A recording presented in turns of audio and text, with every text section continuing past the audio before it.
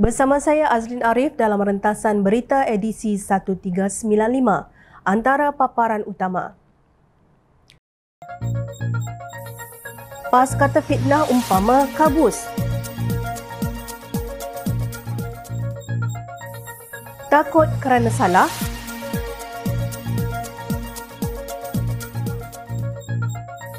Antara jasa dan khianat.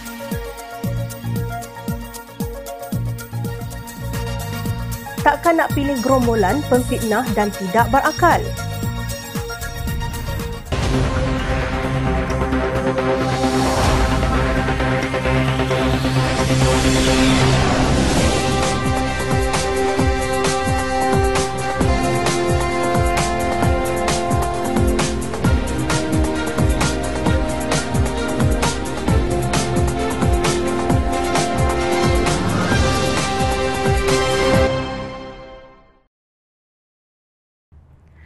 Assalamualaikum dan salam sejahtera.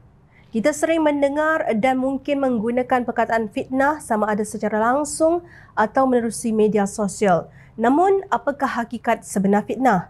Perkataan fitnah dalam bahasa Arab merujuk kepada ujian, kufur, pembunuhan, kebakaran dan lain-lain. Ini berdasarkan penggunaan bangsa Arab terhadap perkataan ini mengikut pandangan yang dikemukakan oleh Ibnu Athir.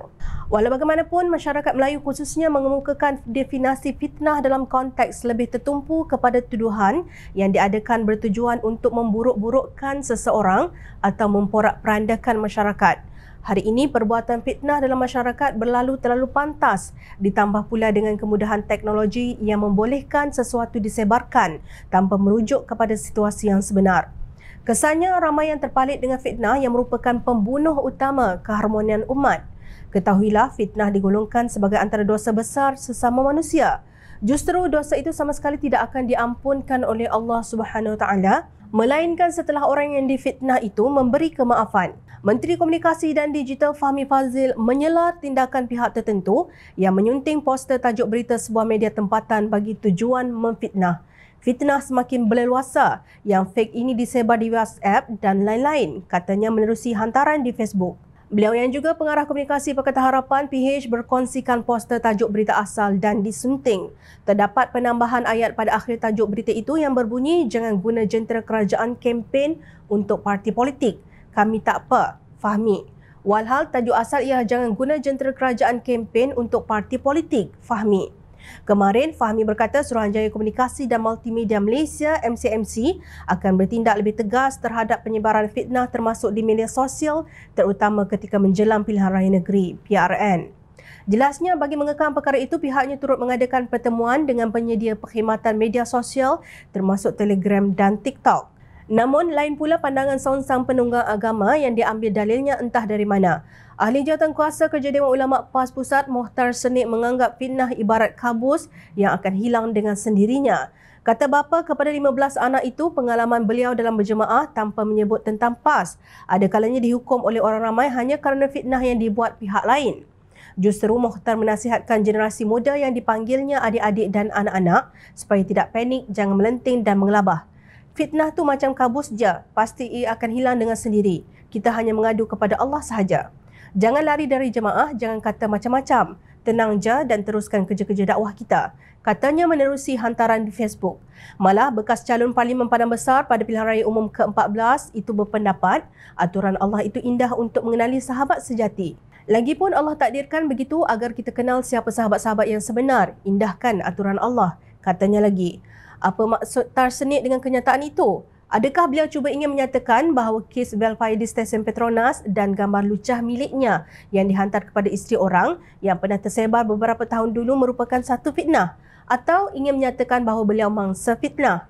Adakah kekalahan kes fitnah PAS yang tidak terbilang di mahkamah menunjukkan bahawa para penunggang agama halal untuk melakukan fitnah dan ianya hanya ibarat kabus yang akan berlalu pergi begitu sahaja tanpa memikirkan kesan buruk kepada mangsanya? Fitnah tidak semudah itu boleh berlalu. Ianya merupakan luka yang sentiasa berdarah dan menanah yang boleh membunuh harga diri dan maruah. Walaupun perbuatan fitnah dari sudut Islam hukumnya haram dan ditegah, bukan sedikit pemimpin PAS mengamalkan pendekatan fitnah dahulu, maaf kemudian. Minggu lalu contohnya kecoh apabila adun Kubu Gajah Khalil Yahya membuat hantaran kononnya pemimpin DAP Teresa Kok dilantik sebagai pengerusi Felda. Selepas penjelasan pihak Felda dan kecaman orang ramai, Khalil kemudiannya membuat permohonan maaf secara terbuka dengan alasan pentadbir laman rasmi Facebook yang memuatkan hantaran berbau fitnah itu. Turut terlajak fitnah berhubung isu penggantian Tan Sri Idris Jusuf untuk jawatan pengurusi Felda itu ialah bekas Timbalan Menteri di Jabatan Perdana Menteri Hal Ehwal Agama, Datuk Ahmad Marzuq Syari. Wahai penunggu agama, berhentilah melakukan perbuatan jijik seperti ini demi kepentingan diri kalian. Belajarlah untuk merasa malu dengan pelbagai fitnah yang pernah kalian lemparkan kepada sesiapa sahaja yang kalian anggap sebagai musuh. Rakyat Malaysia terasa sangat kecewa apabila bibir para ulama PAS yang sepatutnya dikumat kamit dengan zikrullah kini dibasahi dengan umpat keji fitnah. Firman Allah dalam surah An-Nur ayat 19 yang bermaksud, sesungguhnya orang-orang yang suka menghebahkan tuduhan-tuduhan yang buruk dalam kalangan orang-orang yang beriman, mereka akan beroleh azab seksa yang tidak terperi sakitnya di dunia dan di akhirat. Dan ingatlah, Allah mengetahui segala perkara sedang kamu tidak mengetahui. Penunggang agama dan pemegang kunci syurga pasti lebih memahami tafsirannya. Setiausaha Agung Perikatan Nasional Datuk Seri Hamzah Zainuddin menegaskan beliau tidak pernah culas daripada membayar cukai setiap tahun. Hamzah berkata ketika berucap pada Himpunan Pakat Pertahan dan Pelancaran Jentera Pilihan Raya Perikatan Nasional Kelantan Sabtu lalu. Baru-baru ini saya diserang Lembaga Hasil Dalam Negara LHDN yang datang ke rumah saya. Saya nak jelaskan, dulu saya seorang ahli perniagaan dan hanya menjadi ahli parlimen bermula 2008. Isu saya tidak bayar cukai tidak timbul sama sekali kerana setiap tahun saya bayar cukai. Saya guna konsultan dan berhabis ribuan ringgit untuk buat cukai. Mereka sengaja mengeluarkan cerita mengatakan saya tidak membayar cukai, katanya di petik Berita Harian. Hamzah mendakwa menjadi mangsa fitnah sehingga diserang Suruhanjaya Pencegahan Rasuah Malaysia SPRM yang datang ke pejabatnya atas sangkaan menyimpan wang hasil judi. Hasil pemeriksaan wang berkenaan tidak ditemui. Saya nak maklum dengan nama Allah, saya tidak pernah mengambil duit judi dengan sesiapa pun. Ini kan pula untuk beri kepada rakan-rakan. Akhirnya bila tiada kes rasuah, ada pihak burukkan saya hingga terpaksa mencari masalah baru iaitu berkaitan LHDN baru-baru ini. Saya akan selesaikan masalah saya dengan SPRM dan LHDN. Saya minta pegawai kumpul semua berita yang memfitnah saya sebelum tindakan saman diambil terhadap mereka yang memfitnah saya. Saya tidak takut kerana saya berada di landasan yang benar, tegasnya.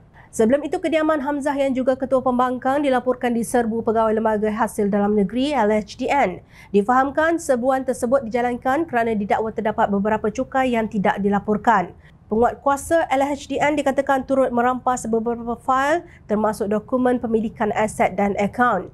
Sementara itu, menurut laporan Berita Harian, sumber LHDN yang dihubungi berkata pihaknya kini tidak boleh mendedahkan apa juga maklumat terhadap kes yang membabitkan cukai.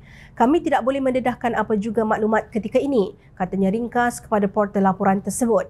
Bulan lalu, SPRM dilaporkan telah memanggil Hamzah untuk memberi keterangan berhubung satu kes pendakwaan rasuah terhadap seorang ahli perniagaan bernama Datuk Seri Sim Chu Tiam di Mahkamah Session Kuala Lumpur.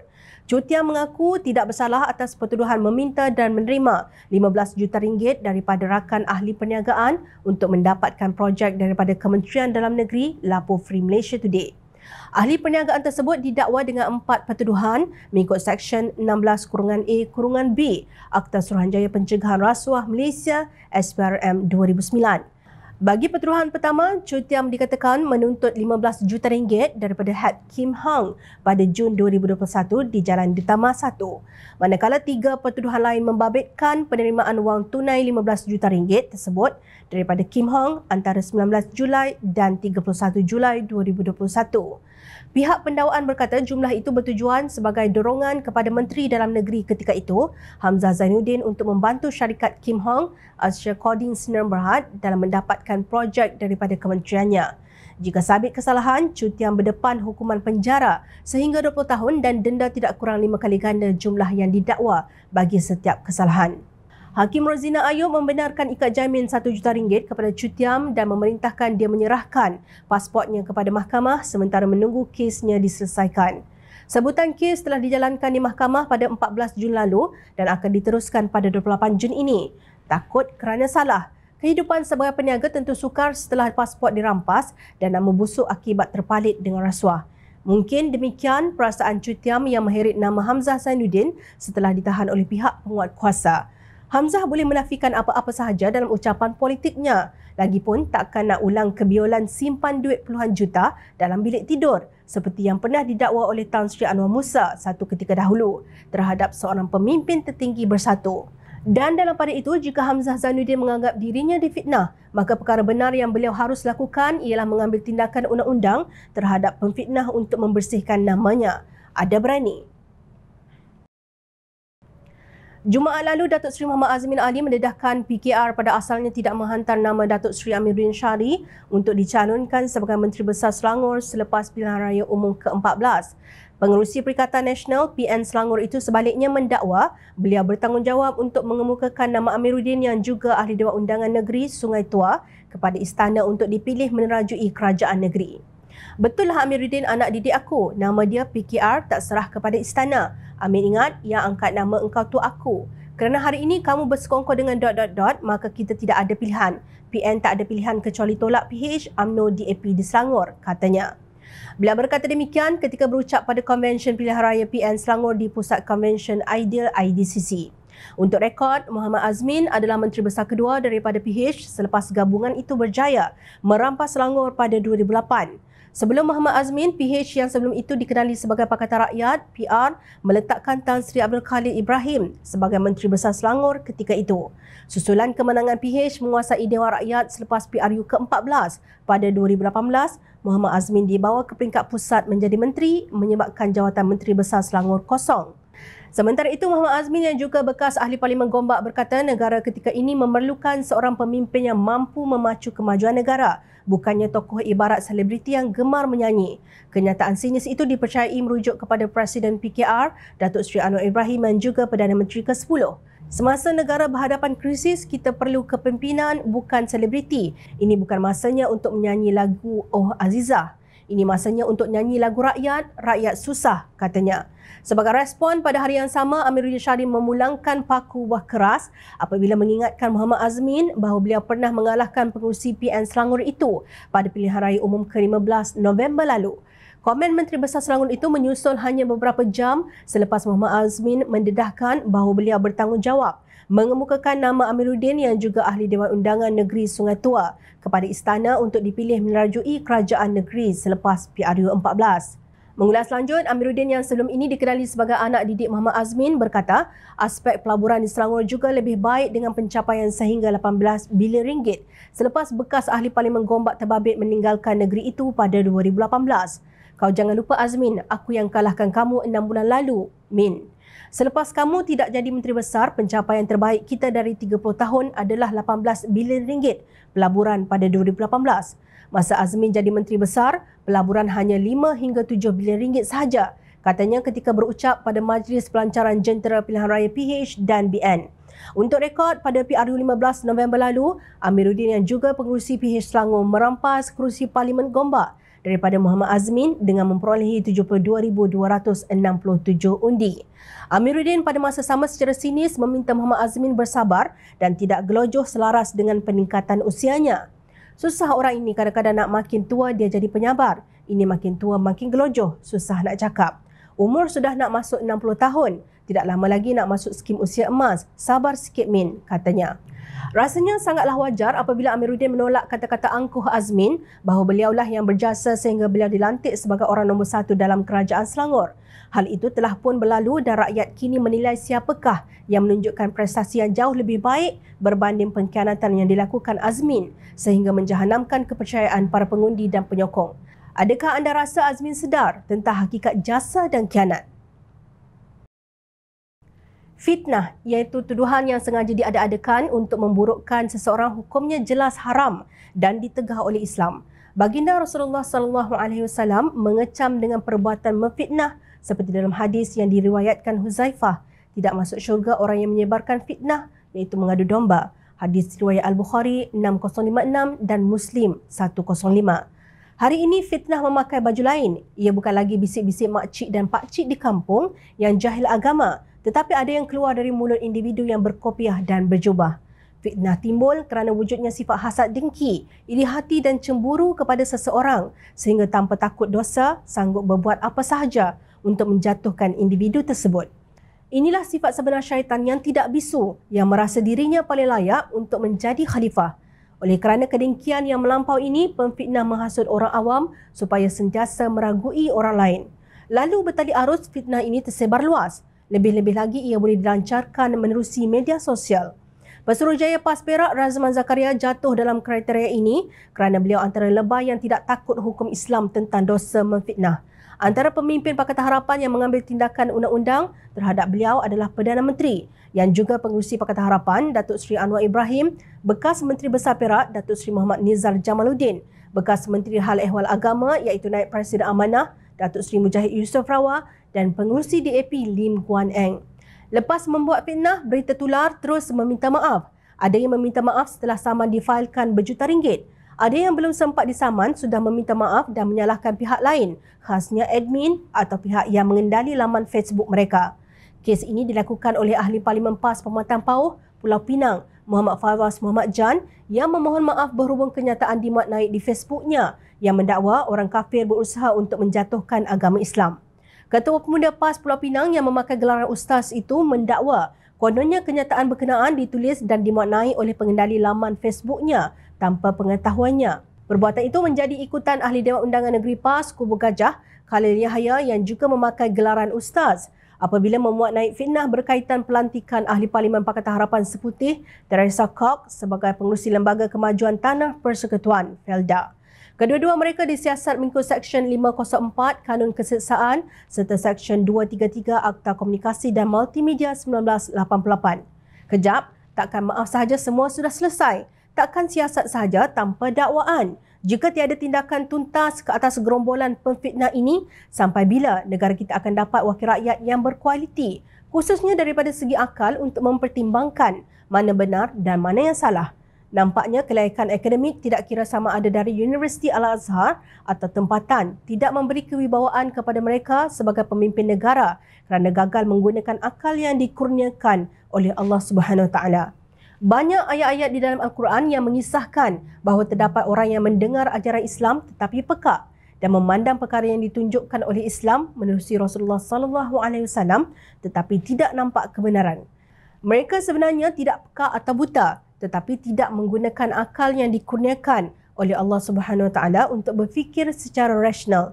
Tak pasal-pasal pihak terbabit mendapat kesulitan kerana disiasat oleh polis walaupun berteriak menyalahkan pengendali laman Facebook yang kononnya memuat naik hantaran yang berbaur hasutan tanpa pengetahuan. Allah Subhanahu Wa Taala sudah memberi amaran menerusi firman-Nya pada ayat 43 surah Yunus yang maksudnya, sesungguhnya Allah tidak menganiaya manusia sedikit pun. Akan tetapi manusia jualah yang menganiayai diri mereka sendiri. Justru bagi pengundi bijak, ambillah ini sebagai pengajaran.